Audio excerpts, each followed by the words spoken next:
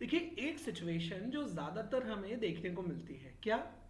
Proper case taking किया, एक most similar remedy हमने सेलेक्ट करी, और सिमिलिमम रेमेडी सेलेक्ट करने के बावजूद पेशेंट ठीक नहीं हो पा रहा है।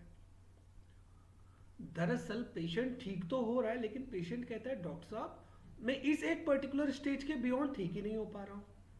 मतलब patient comes to a standstill condition, वो एक स्टैंड स्टिल कंडीशन में आ गया, उससे ज़्यादा इंप्रूवमेंट उसमें हो ही नहीं रहा है। यहाँ पर एक बार कॉस्टिकम देकर देखिए।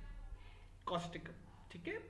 कॉस्टिकम के लिए यूजुअली कहा जाता है कि जब पेशेंट एक स्टैंड स्टिल कंडीशन में आ जाए और इंप्रूवमेंट फर्दर ना देखने को मिले, आप देख सकते हैं। सिमिलर प्रेजेंटेशन एलन स्किनोट कहता है सोराइनम और सल्फर के लिए। बस फर्क इतना है, अगर वहां कोई एक्यूट केस है, आप उस पेशेंट को ठीक कर देते हैं, वो ठीक हो जाता है, ऐसा लगता है वो ठीक होने ही वाला है, और वो दोबारा से रिपीट हो जाती है समस्या। फिर आपने प्रॉपर केस टेकिंग किया, आपने दिया रेमेडी, वो ठीक होने ही वाला था कि दोबारा से सेम समस्या पैदा हो गई। यहाँ पर सल्फर काम कर जाएगा, सल्फर अकॉर्डिंग टू एलन स्किनोट। और यदि कोई क्रॉनिक डिसीज है, कोई क्रॉनिक केस है जहां पर सेम सिमिलर कंडीशन आ रही है कि डॉक्टर साहब हम कोई भी रेमेडी देते हैं, एक समय तक इंप्रूवमेंट होता है, उसके बाद इंप्रूवमेंट ही नहीं हो पा रहा है। हमने प्रॉपर केस टेकिंग कर लिया, हमने 2 रेमेडीज चेंज कर ली, एक लेवल के बाद फर्दर इंप्रूवमेंट नहीं है।